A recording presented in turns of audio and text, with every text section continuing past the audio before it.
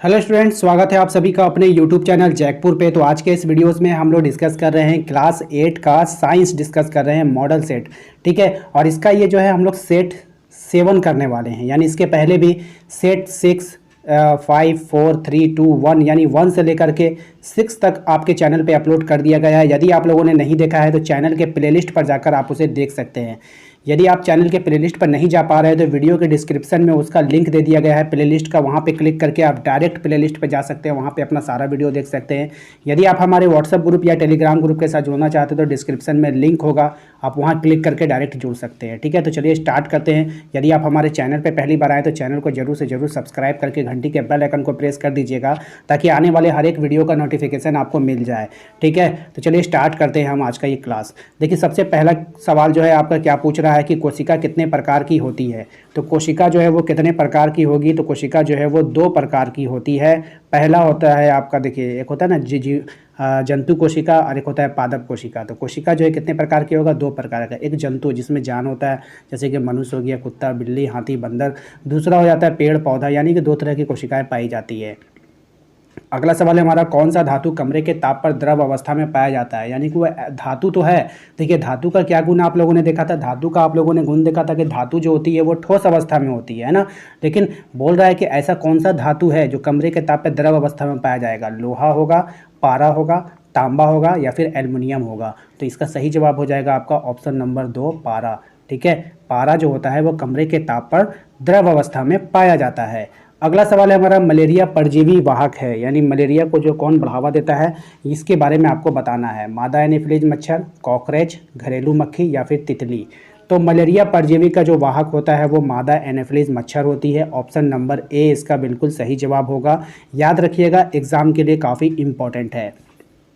अगला सवाल है हमारा, संचरणीय रोगों का सबसे मुख्य कारक क्या है। चींटी है, घरेलू मक्खी है, ड्रैगन मक्खी है या फिर मकड़ी है। यानी संचरणीय रोग का मतलब होता है सबसे ज़्यादा फैलने वाला रोग। ठीक है, सबसे ज़्यादा फैलने वाले रोगों में कौन होता है, तो वो घरेलू मक्खी जो होती है वो सबसे ज़्यादा रोगों को जो है फैलाती है, यानी संचरणीय रोगों का ये कारण है, बहुत बड़ा कारण है। ठीक है, चलिए अगला सवाल है हमारा। अगले सवाल में कह रहा है कि कौन विद्युत का चालक नहीं है, यानी सीधी सी बात है, आप समझ लीजिए कि किसमें जो है करंट जो है पास नहीं करेगा। तांबा, तांबा में तो करंट पास करेगा, आपने देखा होगा बहुत सारा तांबे का तार होता है जो बिजली में इस्तेमाल होता है। लोहा, लोहा में भी करंट पास करता है। ग्रेफाइट, ग्रेफाइट में भी करंट पास कर जाएगा। प्लास्टिक जो है वो उसमें करंट पास नहीं करेगा, ये विद्युत का चालन नहीं करेगा। इसलिए इसका सही जवाब हो जाएगा आपका ऑप्शन नंबर सी, है ना। ऑप्शन नंबर सी इसका बिल्कुल सही जवाब है, याद रखिएगा, ऑप्शन नंबर सी होगा इसका जवाब। अगला सवाल है हमारा, किशोरावस्था की उम्र क्या है, यानी कितने वर्ष में जो है किशोर अवस्था आ जाता है, आपको बताना है।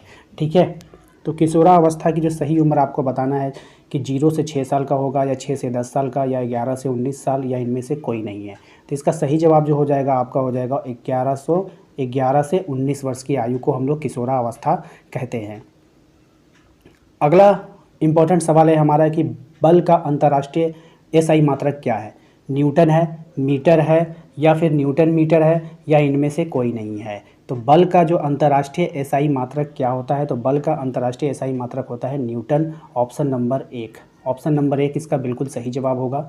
अगला सवाल है हमारा, निम्नलिखित में से कौन सी गैसें दहन में उपयोगी होती है, यानी कौन सी गैस जो है वो दहन को यानी आग जलने में सहायता करती है। आपके पास ऑप्शन है हाइड्रोजन, नाइट्रोजन, ऑक्सीजन या फिर कार्बन डाइऑक्साइड। ठीक है, तो इसका सही जवाब आपको बताना है। तो इसका सही जवाब आपका हो जाएगा ऑप्शन नंबर 2, ऑक्सीजन। ठीक है, ऑक्सीजन इसका बिल्कुल सही जवाब होगा। अगला सवाल में आते हैं। अगला सवाल है हमारा, आंतरिक निषेचन क्या होता है। आंतरिक निषेचन होता है किसमें, आपको बताना है। मादा में होता है, मादा के शरीर के बाहर होता है, नर के शरीर में होता है, नर के शरीर के बाहर होता है। तो आंतरिक निषेचन जो है वो कहाँ होता है आपको बताना है। तो आंतरिक निषेचन जो होगा वो मादा के शरीर में होता है। कहाँ होता है, मादा के शरीर में होता है, यानी कि फीमेल में होता है। ठीक है ना, कहाँ होगा, फीमेल में होगा। चलिए नेक्स्ट है हमारा। अगला सवाल है हमारा, मानव नेत्र में किस प्रकार का लेंस लगा होता है। तो मानव नेत्र में उत्तल लेंस, समतल लेंस या फिर अवतल लेंस लगा होगा या फिर इनमें से कोई नहीं होगा, आपको बताना है। तो मानव नेत्र में जो लेंस लगा होता है वो किस प्रकार का लेंस होता है, तो वो एक तरह का उत्तल लेंस होता है। कौन सा लेंस होता है, उत्तल लेंस होता है। ऑप्शन नंबर 1 इसका बिल्कुल सही जवाब है। ठीक है, ऑप्शन नंबर 1। नेक्स्ट सवाल को देखते हैं। अगला सवाल है हमारा, मिट्टी को उलटने पलटने की एवं पोला कटने की क्रिया को क्या कहा जाता है? जुताई कहते हैं, ठीक है, जुताई कहेंगे, बुआई कहेंगे, कटाई कहेंगे या फिर निराई कहेंगे। तो इसके सही जवाब आपका हो जाएगा ऑप्शन नंबर 1, जुताई कहते हैं। क्या होता है? ऑप्शन नंबर 1 इसका बिल्कुल सही जवाब है। नेक्स्ट सवाल है हमारा 72, निम्न में से कौन सा परिवार का सदस्य नहीं है? क्षुद्रग्रह, सौर परिवार का सदस्य, क्षुद्रग्रह, उपग्रह, तारामंडल या फिर धूमकेतु। कौन इसका सदस्य नहीं होगा बताना है आपको। तो इसका सही जवाब हो जाएगा आपका ऑप्शन नंबर 1, क्षुद्रग्रह। क्षुद्रग्रह जो है वो सौर परिवार का सदस्य नहीं है। ऑप्शन नंबर 1 इसका सही जवाब है। अगला सवाल है हमारा, सूर्य के सबसे अधिक दूरी वाला ग्रह कौन सा है? नेपच्यून है, शनि है, बुध है या फिर बृहस्पति है। ठीक है, तो इसका सही जवाब हो जाएगा आपका नेपच्यून। अगला सवाल है हमारा, घर्षण निर्भर करता है, घर्षण जो है वो किस पे निर्भर करता है? पृष्ठों की प्रकृति पर, आयतन पर, पदार्थ की प्रकृति पर, वायुमंडलीय दाब पर। तो इसका सही जवाब आपका हो जाएगा ऑप्शन नंबर 1, पृष्ठ की प्रकृति पर। ठीक है, ऑप्शन नंबर 1 इसका सही जवाब है। अगला सवाल है हमारा, कृत्रिम रेशा का दूसरा नाम क्या है? नायलॉन होगा, एक्रिलिक होगा, रेयॉन होगा या फिर पॉलिस्टर होगा। तो कृत्रिम रेशा का जो दूसरा नाम होता है वो है आपका नायलॉन। क्या होता है? नायलॉन। ठीक है, याद रखिएगा। और ये भी हो सकता है, इन दोनों में कन्फ्यूज़न है, आप लोग देख लीजिएगा। ठीक है ना, एक्रिलिक भी हो सकता है। चलिए नेक्स्ट पे चलते हैं। ध्वनि संचरित होती है, ध्वनि जो है वो संचरित हो सकती है केवल ठोस में, केवल द्रव में, केवल गैस में, ठोस, द्रव एवं गैस तीनों में। तो ध्वनि जो है कहाँ कहाँ संचरित हो सकती है आपको बताना है। तो ध्वनि जो है वो तीनों माध्यम में संचरित हो सकती है, ठोस में भी, द्रव में भी और गैस में भी। तो इसीलिए ऑप्शन नंबर 4 इसका सही जवाब होगा। अगला सवाल है हमारा, कौन सी प्राकृतिक परिघटनाएं नहीं है?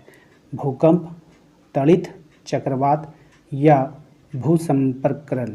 ठीक है, तो कौन सा जो है आपका जो है प्राकृतिक घटनाएं नहीं है आपको बताना है। तो देखिए, भूकंप जो होता है वो प्रकृति में होता है, तड़ित जो बिजली गिरती है वो प्रकृति के द्वारा गिरती है, चक्रवात जो आता है वो प्रकृति के द्वारा आता है। ये वाला जो है ऑप्शन नहीं होगा। ठीक है, ऑप्शन नंबर 4।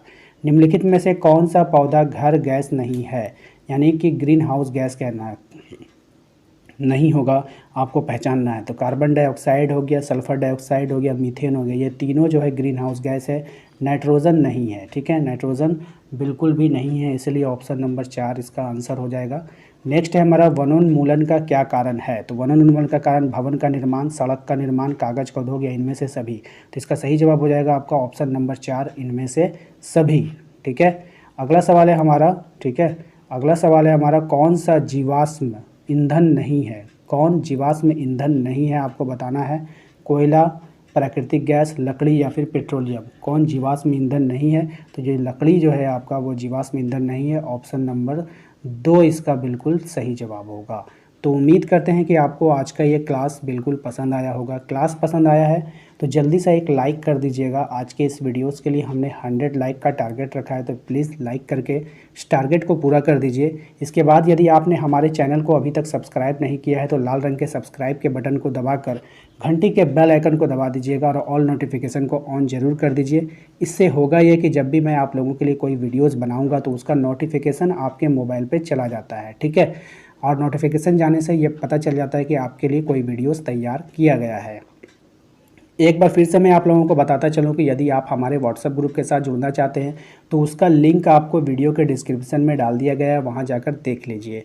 या नहीं तो आप दिए गए नंबर, जो नंबर आपको फ्लैश कर रहा है, आप वहां पर अपना नाम, अपने क्लास का नाम और ग्रुप में जोड़ने के लिए यदि आप रिक्वेस्ट कीजिएगा तो आपको भी जोड़ दिया जाएगा। इसके बाद आप जितने भी आपके एग्ज़ाम जो आपको 10 मई को होने वाला है, यदि आप इन सब से रिलेटेड इंपॉर्टेंट्स वीडियो को देखना चाहते हैं तो वीडियो के डिस्क्रिप्शन में जाइए, वहाँ पर प्लेलिस्ट बना दिया गया है और उस प्लेलिस्ट का लिंक आपको दे दिया गया है। उस पर क्लिक करने के बाद आप अपने क्लास के सभी वीडियो को एक जगह देख पाएंगे, यानी आपको ढूंढना नहीं पड़ेगा कि आपको कहाँ, आपका वीडियोस कहाँ पे बनकर रखा गया है। ठीक है, तो आप लोगों का वीडियोस का लिंक डाल दिया गया, उस लिंक के द्वारा जुड़ जाइएगा। यदि आप टेलीग्राम चैनल यूज करते हैं तो उसका लिंक आपको डिस्क्रिप्शन में मिल जाएगा। टेलीग्राम चैनल को ज्वाइन जरूर करके रखिए, वहाँ पर आप लोगों को इस तरह का PDF वगैरह उपलब्ध कराया जाता है। तो उम्मीद करते हैं कि आपको समझ में आ गया होगा। तो मिलेंगे हम अपने अगले जल्दी किसी वीडियोज़ में। तब तक के लिए अपना ध्यान रखिए, पढ़ाई अच्छे से कीजिए और मिलते हैं अगले वीडियो में। Thank you.